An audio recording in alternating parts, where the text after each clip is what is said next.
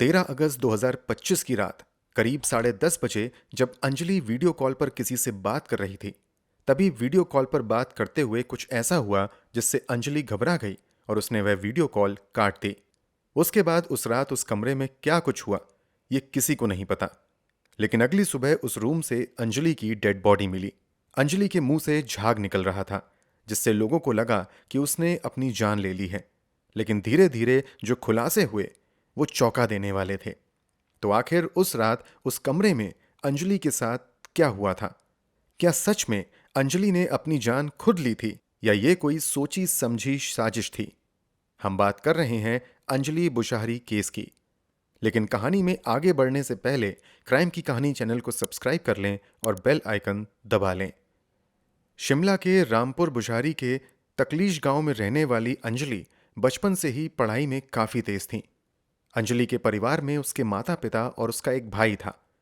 पढ़ाई में अच्छे होने की वजह से आसपास के लोग भी अंजलि से काफी प्रेरणा लेते थे। लोग उससे इंस्पायर इसलिए भी होते थे क्योंकि अंजलि की फाइनेंशियल कंडीशन बहुत अच्छी नहीं थी। फिर भी उसने उस स्थिति में अच्छी तरह पढ़ाई की और अच्छे मार्क्स से पास होती थी। अंजलि की पढ़ाई में लगन देखकर उसके माँ बाप ने उसे एक फोन भी दिया था ताकि उसकी पढ़ाई में किसी भी तरह की कोई रुकावट न आए। पर इसी दौरान अंजलि स्कूल में एक लड़के से बात करती थी। उसे काफी पसंद भी करती थी। उस लड़के का नाम था सुशील कुमार। सुशील अंजलि से 2.5 से 3 साल बड़ा था और वो भी अंजलि को पसंद करता था। लेकिन समय के साथ चीजें बदलने लगी और सुशील का असली चेहरा अंजलि के सामने आने लगा। धीरे धीरे सुशील अंजलि के लिए काफी टॉक्सिक हो गया था। जब भी अंजलि उसकी बात नहीं मानती या कोई काम अपने हिसाब से करती तो वो उस पर हाथ भी उठाता था। ऐसी ही एक लड़ाई के दौरान एक दिन सुशील ने अंजलि का वो फोन भी तोड़ दिया जो उसके पेरेंट्स ने पढ़ाई के लिए दिलवाया था। कुछ ही समय में ये बात अंजलि की मां तक पहुंचती है, जिसके बाद अंजलि की मां सुशील को समझाती हैं और उससे पूछती हैं कि उसने अंजलि का फोन क्यों तोड़ा। लेकिन बात समझने के बजाय सुशील अंजलि की मां से भी झगड़ने लगा और उन्हें बुरा भला कहने लगा। इसके बाद अंजलि की मां ने उसे समझाया कि उसे सुशील के साथ नहीं रहना चाहिए क्योंकि उसका बर्ताव सही नहीं है। अंजलि को भी ऐसा ही लगता था, इसलिए उसने अपनी मां की बात मानी और इस रिलेशनशिप को खत्म कर दिया। साल 2021। अब अंजलि की स्कूलिंग खत्म हो गई थी और उसे कॉलेज में एडमिशन लेना था। पर 19 साल की अंजलि को पता था कि उसकी फैमिली उसकी पढ़ाई अफोर्ड नहीं कर सकती। इसलिए अंजलि ने कॉलेज की बजाय दूसरा रास्ता चुना। उसने पोस्ट ऑफिस के फॉर्म भरे और उसी साल 2021 में अंजलि का सिलेक्शन भी हो गया। क्योंकि जॉब काफ़ी अच्छी थी और इससे वो अपनी फैमिली को फाइनेंशियल सपोर्ट भी कर सकती थी, इसलिए अंजलि ने एक पल भी नहीं सोचा और ज्वाइनिंग कर ली। अंजलि शिमला की रहने वाली थी लेकिन उसकी पोस्टिंग कुल्लू के टांडी में हुई थी। अंजलि ने वहां एक रूम रेंट पर लिया। जिस फैमिली के साथ वो रहती थी वो अंजलि को अपनी बेटी की तरह मानते थे। अंजलि के खाने पीने का सारा खर्चा वो खुद उठाते थे क्योंकि अंजलि का बिहेवियर देखकर वो उससे काफ़ी खुश थे। एक अच्छी जॉब के चलते आसपास के एरिया में भी अंजलि की अच्छी पहचान बन गई थी। अंजलि अपनी जॉब को लेकर काफ़ी सीरियस रहती थी और अपने सारे काम अच्छे से करती थी। उसे ऑफिस में कई बार बेस्ट परफॉर्मर का अवार्ड भी मिला। सब कुछ बिल्कुल सही चल रहा था। अंजलि सुशील से ब्रेकअप के बाद अपनी लाइफ में आगे बढ़ गई थी। लेकिन जब सुशील को पता चला कि अंजलि की जॉब लग गई है तो वह शिमला से कुल्लू आ गया उसे परेशान करने के लिए। कभी वो उसके ऑफिस पहुंच जाता, कभी उसे फोन करके बार बार परेशान करता। इन सब से अंजलि काफी परेशान हो गई थी, पर वह बार बार इन चीजों को इग्नोर कर देती थी। उसे नहीं पता था कि यह बात आगे चलकर कितनी बड़ी बन जाएगी। सुशील, जो अब तक उसे किसी न किसी तरीके से परेशान करता था, इस बार अंजलि के ऑफिस पहुंचता है और ड्रिंक करके सबके सामने चिल्लाने लगता है कि मैं उसका बॉयफ्रेंड हूं और उसके पेट में मेरा बच्चा है। क्योंकि अंजलि की अच्छी रेपुटेशन थी तो ये सब सुन पाना उसके लिए बहुत बड़ी बात थी, इसलिए वह तुरंत वहां से निकल गई। सबके सामने हुई इस बेइज्जती के बाद अंजलि ने डिसाइड किया कि वो करेगी। लेकिन उसके पीछे पीछे सुशील भी निकल गया और रास्ते में उसे समझाने लगा कि वो अपनी जान ना ले। पर जैसे ही वो दोनों एक सुनसान जगह पर पहुंचे, सुशील ने अपने पास से एक चाकू निकाला और अंजलि से कहा, या तो तुम मुझसे शादी करोगी या मैं अपनी जान दे दूंगा।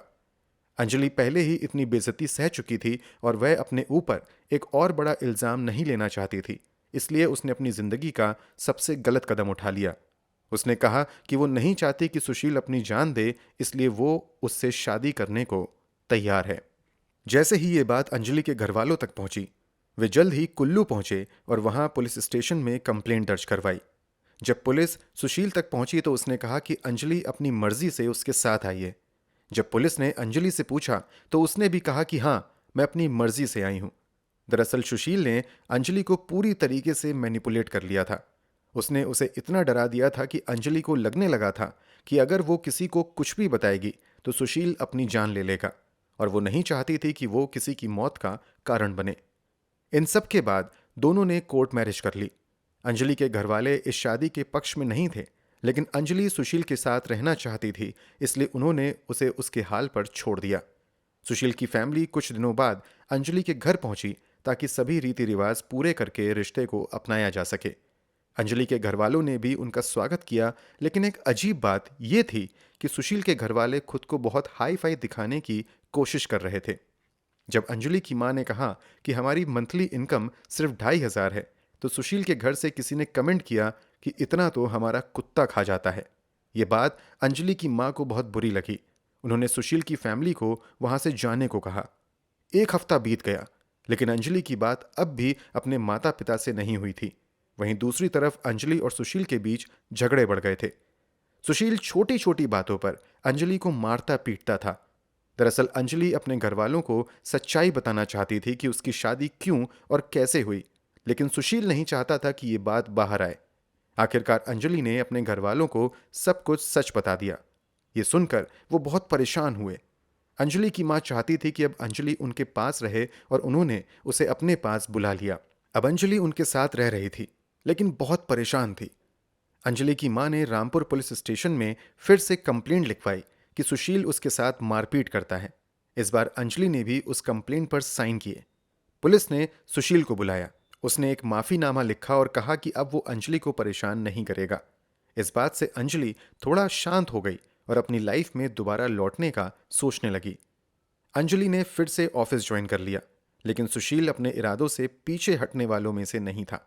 सुशील के परिवार के पॉलिटिकल कनेक्शन काफी स्ट्रांग थे, जिसके चलते उन्होंने अंजलि का ट्रांसफर कुल्लू से शिमला करवा दिया। अंजलि शिमला शिफ्ट हो गई और इस बार उसका भाई भी उसके साथ रहने के लिए आया ताकि उसकी बहन अकेली ना रहे। कुछ समय बाद उसके भाई को अपने कॉलेज एडमिशन के कारण वापस लौटना पड़ा। भाई के जाते ही सुशील की हरकतें फिर से शुरू हो गईं। वो अंजलि का पीछा करने लगा। अंजलि अब दोबारा उस जहन्नुम में नहीं जाना चाहती थी। उसने फिर से पोस्ट ऑफिस का फॉर्म भरा ताकि उसकी पोस्टिंग उसके घर के पास हो सके। इस बार भी उसका सिलेक्शन हो गया और उसे मोगले में पोस्टिंग मिली, जो उसके घर से सिर्फ 18 किलोमीटर दूर थी। अब उसका भाई भी उसी के साथ शिफ्ट हो गया। 4-5 महीने अंजलि के लिए बहुत अच्छे निकले, लेकिन फिर सुशील ने उन्हें परेशान करना शुरू कर दिया। साल 2022 में हालात फिर वही हो गए। सुशील अंजलि को मनाने की कोशिश करने लगा। अंजलि का भाई सोचता था कि शायद सुशील बदल गया है। सुशील कभी भी उनके कमरे में आ जाता और जमीन पर मैट बिछाकर वहीं सो जाता। अंजलि ने सोचा कि वह उसे एक और मौका देगी। उसने कहा कि अगर वह पढ़ाई पर ध्यान देगा और कुछ बन जाएगा तो वो आगे सोच सकती है। सुशील ने डिलीवरी बॉय का काम शुरू किया, जिससे उसे थोड़े पैसे मिलने लगे। अंजलि को लगा कि वह सच में बदल गया है। अंजलि का भाई अब वापस अपने घर शिफ्ट हो गया क्योंकि वो उनके बीच नहीं आना चाहता था। धीरे धीरे सुशील को नशे की आदत लग गई। वो जो भी कमाता नशे में उड़ा देता। अंजलि ने ईएमआई पर एक स्कूटी खरीदी थी। सुशील उसकी इंस्टॉलमेंट के नाम पर अपने घर वालों से पैसे मंगाता और वो भी नशे में खर्च कर देता था। साल 2023 की शुरुआत में अंजलि पूरी तरह समझ गई थी कि वो अब सुशील के साथ कोई रिश्ता नहीं रखना चाहती। उसने डिवोर्स की मांग की, लेकिन सुशील ने साफ मना कर दिया। अंजलि ने बहुत कोशिश करी, लेकिन वो नहीं माना। 2023 के अंत में सुशील का जेबीटी में एडमिशन हो गया। उसने कहा कि अब वो अपनी जिंदगी का फैसला खुद करेगा और अब कभी अंजलि से नहीं मिलेगा। और ऐसा ही हुआ। अंजलि और उसका भाई फिर से साथ रहने लगे। अंजलि अब पहले से काफी बेहतर थी, खुश थी और अपनी जिंदगी खुलकर जी रही थी। फिर आता है 10 अगस्त 2025। अंजलि ऑफिस में थी जब सुशील अपने पिता के साथ उसी के कमरे में पहुंच गया और दोनों सिगरेट पी रहे थे। जब अंजलि ऑफिस से लौटी तो उन्हें देखकर कमरे में आने से पहले ही उसने अपने भाई को कॉल किया और कहा कि वो उन दोनों से कहे कि अंजलि उनसे कोई बात नहीं करना चाहती, वो बाहर चले जाएं। अनिल ने उन्हें कॉल किया लेकिन उन्होंने उसका नंबर ब्लॉक कर रखा था। तब अनिल ने अंजलि से कहा कि वो किसी पड़ोसी के घर चली जाए। अंजलि वैसा ही करती है। वो अपने पड़ोसी के घर जाकर बैठ जाती है और इंतजार करती है जब तक वो दोनों वहां से चले ना जाएं। थोड़ी देर बाद दोनों चले जाते हैं और अंजलि अपने रूम में वापस आकर सफाई करती है। फिर 12 अगस्त जब अंजलि के भाई और पिता को किसी काम से धर्मशाला जाना था, तभी अंजलि को उसके ससुर का कॉल आता है, जो उसे मनाने की कोशिश करते हैं कि वो और सुशील फिर से एक साथ रह लें। लेकिन अंजलि अब बहुत परेशान थी और वह इस बार सुशील के साथ रहने को बिल्कुल राजी नहीं थी। इसी बीच अंजलि का भाई और पिता धर्मशाला में थे और वहां की सेल्फीज अंजलि को भेज रहे थे। उन्हें देखकर अंजलि खुश थी। शाम को उसकी बात माँ और भाई दोनों से होती है। सब कुछ ठीक था। शाम का समय होता है जब अंजलि की बात उसके भाई से होती है, उसकी माँ से होती है और सब कुछ बहुत अच्छा था। उसके भाई ने अंजलि को जो भी फोटोज भेजी थी उन्हें अंजलि अपने स्टेटस पर भी लगाती है। अंजलि काफ़ी खुश थी और उसने ये डिसाइड किया था कि अब वो अपनी ग्रेजुएशन पूरी करेगी और उसके बाद कई कॉम्पिटिटिव एग्ज़ाम की तैयारी करेगी, जिसके चलते वो कई यूट्यूब वीडियो भी देखती रहती है और पढ़ाई पर बहुत ज़्यादा फोकस कर रही थी। उसके कुछ दोस्त भी बनने शुरू हो गए थे जो उसी की तरह कॉम्पिटिटिव एग्ज़ाम की तैयारी कर रहे थे। अंजलि और उसके दोस्त मिलकर इंपॉर्टेंट क्वेश्चंस जो एग्ज़ाम में आ सकते हैं, कौन से टॉपिक इस बार इंपॉर्टेंट हैं, ये सब डिस्कस करते थे। उस रात भी अंजलि एक शख्स से वीडियो कॉल पर बात कर रही थी कि तभी अचानक कुछ हुआ और उसने वीडियो कॉल काट दी। उसके बाद उसका किसी से कोई कांटेक्ट नहीं हुआ। अगले दिन अंजलि की फैमिली ने उसे कांटेक्ट करने की कोशिश करी लेकिन उसने किसी का कॉल नहीं उठाया। ऐसा पहले कभी नहीं हुआ था। उन्होंने सोचा कि शायद वह ऑफिस में बिजी होगी, लेकिन असल में मामला कुछ और था। परिवार ने उसके पड़ोसियों को कॉल किया और कहा कि वे अंजलि का रूम चेक करें। जब पड़ोसी वहां पहुंचे तो देखा कि लाइट्स ऑन थीं और दरवाजा खुला था। उन्हें लगा कि अंजलि अंदर ही है, इसलिए उन्होंने अंदर जाकर चेक नहीं किया। थोड़ी देर बाद पोस्ट ऑफिस से अंजलि के घर वालों को कॉल आया कि आज अंजलि ऑफिस नहीं आई, जबकि आज बहुत ज़रूरी काम था। जिसके बाद अंजलि के घर वालों ने उन्हें कहा कि वो एक बार अंजलि के घर जाकर देखें कि वो ठीक है या नहीं। ऑफिस वाले अंजलि के कमरे में चेक करने पहुंचे और जो दृश्य उन्होंने देखा उसे देखकर सब सन्न रह गए। अंजलि जमीन पर पड़ी थी। उसके मुंह से झाग निकल रहा था और उसकी मौत हो चुकी थी। जल्द ही अंजलि की फैमिली भी वहां पहुंच गई। उसके पिता ने देखा कि उसके शरीर पर चोट के निशान थे, लेकिन क्या हुआ था किसी को नहीं पता था। जानकारी मिलने पर पुलिस भी मौके पर पहुंच गई और सभी का कहना था कि अंजलि ने जहर खाया है। लेकिन अंजलि के भाई ने देखा कि वहां ना तो कोई जहर का पैकेट था, ना कोई बोतल। पुलिस जांच में जुट गई, पर कोई सबूत नहीं मिला जिससे यह साबित हो सके कि यह मर्डर है। अंजलि की फैमिली ने पॉलिटिकल लोगों की मदद ली ताकि उसे इंसाफ मिल सके। इन्वेस्टिगेशन के दौरान पुलिस के हाथ एक सीसीटीवी फुटेज लगा, जिसमें साफ दिखा कि रात के करीब 10:30 बजे सुशील अपनी बाइक अंजलि के घर के पास पार्क करता है और लगभग 11:15 से 11:30 के बीच वहां से निकल जाता है। इसी समय अंजलि ने वीडियो कॉल भी काटी थी। संभावना है कि सुशील उसके कमरे में घुसा और उससे मारपीट की। क्योंकि अंजलि पहले से कमजोर थी, शायद वे उस मारपीट को सह नहीं पाई। कुछ लोगों का कहना है कि सुबह जब लोग अंजलि के कमरे में पहुंचे तब उसने शायद अपनी आखिरी सांस ली। मतलब अंजलि पूरी रात दर्द में तड़पती रही। फिलहाल पुलिस ने सीसीटीवी फुटेज के आधार पर सुशील को गिरफ्तार कर लिया है। अगर आपको हमारी मेहनत पसंद आई हो तो वीडियो को लाइक करते हुए शेयर भी करें। अगर अब तक क्राइम की कहानी चैनल को सब्सक्राइब नहीं किया है तो जल्दी से चैनल सब्सक्राइब कर बेल आइकन भी दबा लें।